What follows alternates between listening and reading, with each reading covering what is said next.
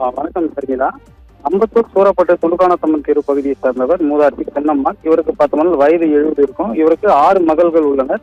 6 பேருக்கும் திருமணமாகி தனித்தனியாக கணவர் வீட்டில் வசித்து வருகின்றனர். இந்த நிலையில் பார்த்தோம்னா பொன்னம்மாள் வீட்டிற்கு வந்த ஆட்டோவில் வந்த 2 அதாவது மர்ம நபர்கள் வீட்டுக்குள் சென்று சிறிது நேரம் கழித்து மீண்டும் அதே ஆட்டோவில் வேகமாக சென்றதாக அக்கம் பக்கத்தினர் கூறியுள்ளனர். செல்லும்போது அருகாமையில் இருந்த வாகனங்களை இழுத்தவாறு விபத்துகளை ஏற்படுத்தி சென்றுள்ளனர். இதனிடையே எதற்காக இவர்கள் செல்கிறார்கள் என்று அக்கம் பக்கத்தினர் சென்று அந்த மூதாட்டி வீட்டில் உள்ள பார்த்தபோது பொன்னம்மாள் முகம், கண் உள்ளிட்ட பகுதிகளில் காயத்துடன் கைகள் துணியால் கட்டப்பட்டு சுயநினைவின்றி மயக்கமடைந்த நிலையில் இருந்துள்ளார். அவரை மீட்ட உறவினர்கள் ஆம்புலன்ஸ் உதவியுடன் மருத்துவமனையில் அனுப்பி பரிசோதித்தனர். இந்த நிலையில் பார்த்தோம்னா பரிசோதித்த மருத்துவர் மூதாட்டி இறந்து விட்டதாக கூறியுள்ளார். இதனை அறிந்த புதூர் காவல்துறையினர் சம்பவ இடத்திற்கு உடலை கைப்பற்றி பிரேத பரிசோதனைக்காக கீழ்ப்பாக்கம் அரசு மருத்துவமனைக்கு அனுப்பி வைத்து விசாரணை மேற்கொண்டு வருகின்றனர். மேலும் வழக்கு பதிவு செய்து விசாரணை மேற்கொண்டு வருகின்றனர். அப்படிப்பட்ட மூதாட்டி வீட்டுக்கு அடையாளம்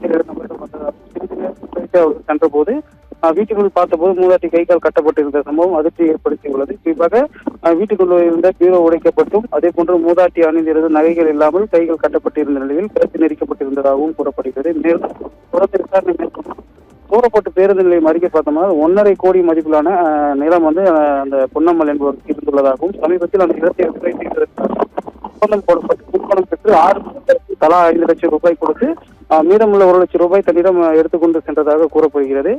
ஒருவேளை இந்த பணத்தை கொள்ளையடிக்கும் நோக்கில் மூதாட்டியை கொலை செய்து சென்றார்களா அல்லது சொத்துக்காக கொலை செய்தனரா என்ற பல்வேறு கோணங்களில் புது காவல்துறையினர் விசாரணை தீவிரப்படுத்தியுள்ளது குறிப்பிடத்தக்கது.